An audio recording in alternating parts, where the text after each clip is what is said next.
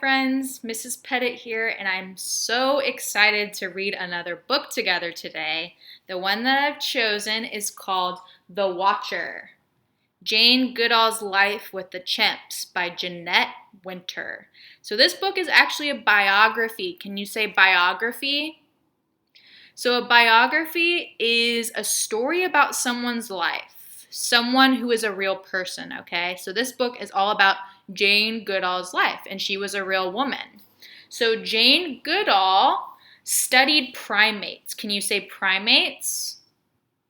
So primates are like monkeys, chimpanzees, gorillas. So she was a famous scientist who studied primates.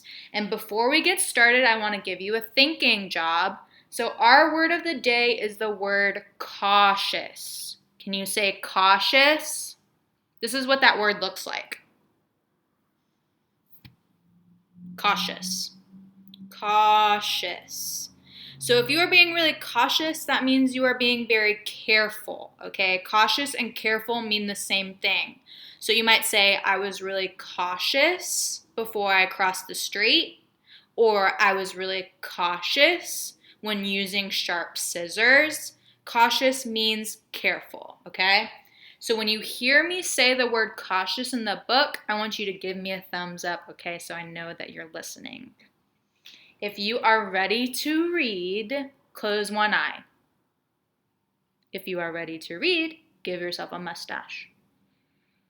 Okay. The Watcher. Jane Goodall's Life with the Chimps. The Watcher.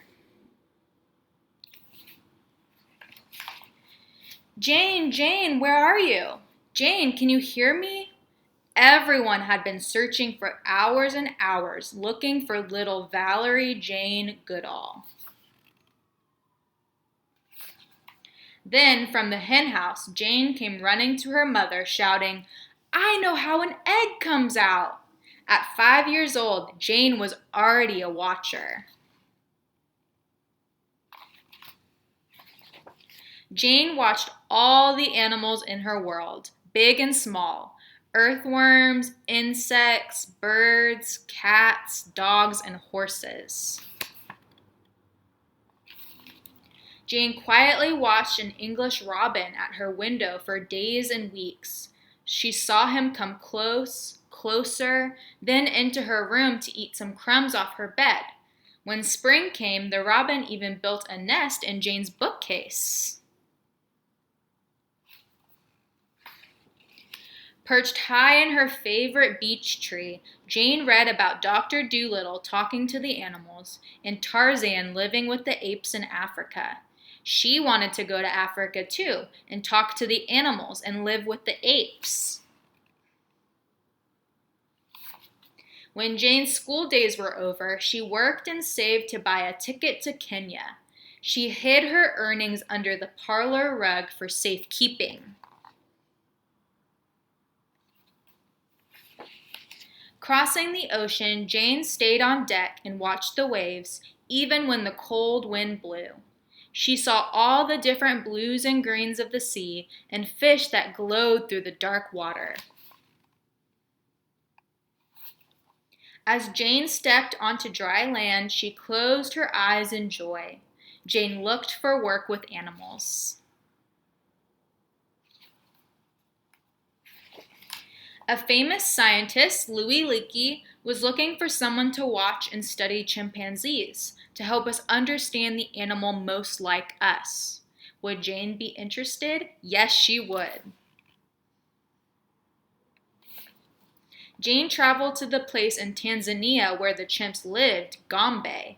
I wanted to learn things that no one else knew, uncover secrets, she wrote.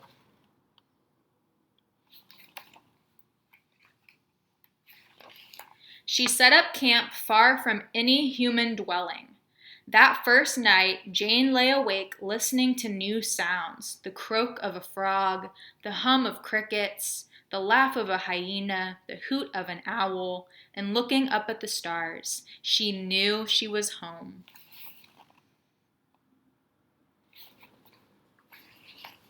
At dawn, Jane walked into the forest.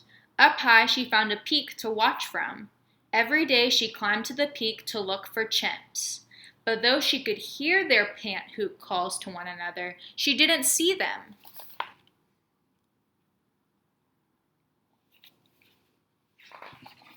Jane walked down into the forest, hoping a chimp would appear. Still, the cautious chimps stayed hidden. Secretly, they watched Jane. When will I see a chimp, she wondered.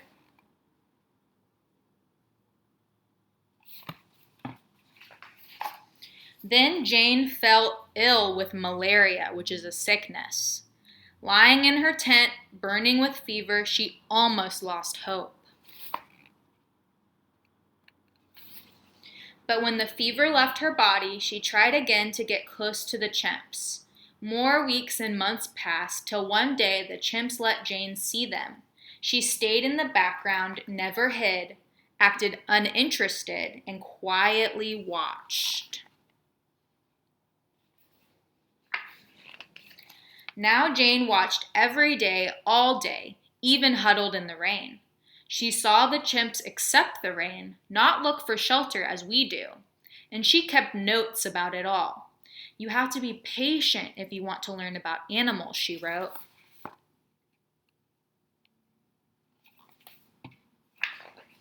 Some nights, Jane even slept on the peak, to be near the tree where the chimps were sleeping.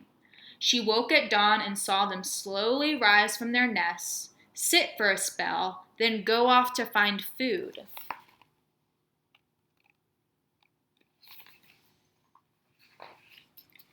Jane named the chimps. To her, each one was different, just like us. A gray-bearded chimp was the first to approach Jane. She named him David Greybeard. David Greybeard yes, he has taken bananas from my hand. So gently, no snatching, she wrote. David Greybeard let Jane come close. She watched him shape a stick into a tool to dig for termites. Before this, nobody knew that wild animals made tools. She watched David Greybeard eat meat. Before this, everybody thought chimps ate only plants.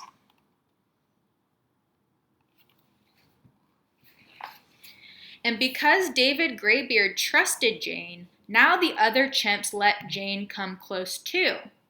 Chimps all around me, what a day. Chimps near, chimps far, old men, young men, ladies, children, babies, teenagers, the lot, she wrote.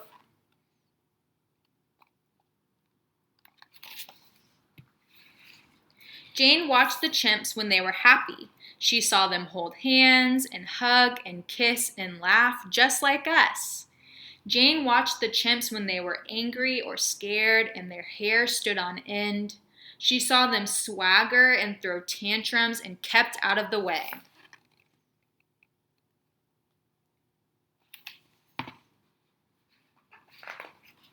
Jane watched the chimps at the Cockambie waterfall, leaping and swinging in awe and wonder at the tumbling water.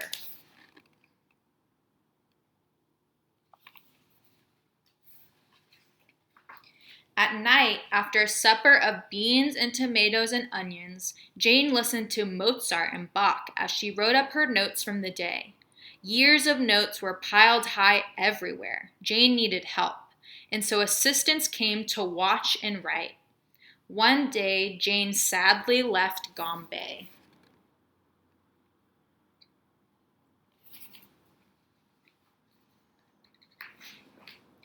All across Africa, forests were being cut down and the chimps were losing their home. Poachers were shooting grown chimps and kidnapping their babies to sell to laboratories, to the circus, and as pets. Jane's beloved chimpanzees were in danger of becoming extinct. They needed Jane to speak for them.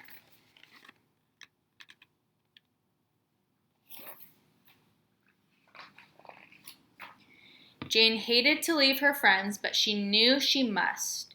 She traveled to big cities and small towns the world over, month after month, year after year, asking for help to save the chimps in the forests. Jane returned to the forest of Gombe whenever she could. She climbed up to the peak, calling hello to the streams and hills and trees, David Greybeard at her side.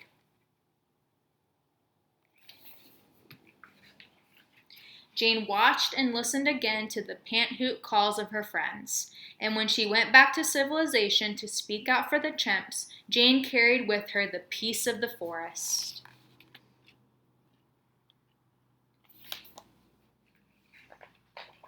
The forest in Gombe, where she talked to the animals like Dr. Dolittle, and walked unafraid like Tarzan, and watched and wrote and opened a window for us to the world of chimpanzees. The end. 2 thumbs up if you like this story. Okay, so before we go, I'm going to give you a little assignment. So I want you to be a watcher, just like Jane Goodall was. She watched the chimpanzees really, really closely and quietly and patiently, and she wrote all about what she noticed, okay? So I want you, with permission, to go outside and look for an animal that you can observe. It can be an animal or an insect, okay? And you need to sit still and watch everything that it does, okay? So for example, I went outside and I watched a bumblebee, okay? And I drew what that bumblebee looked like. And also while I was watching it, I wrote about what it did. So I wrote, the bumblebee is yellow and black and about the size of a small strawberry. It flies around from flower to flower almost lazily. It revisited or went back to the same red flower 5 times before resting on the grass. It makes a faint buzzing sound and is flying in a group of 7 other bees. So I was a watcher and I watched a bumblebee and I wrote about what it looked like, what it did, what it sounded like, what it liked. So if you can't go outside or if you can't find an animal, you can also be an observer or a watcher. You can watch your pet, or you can even watch someone in your house, like a family member. And I want you to draw them and describe everything that they do, okay? I have loved reading with you today, and I can't wait for our next book.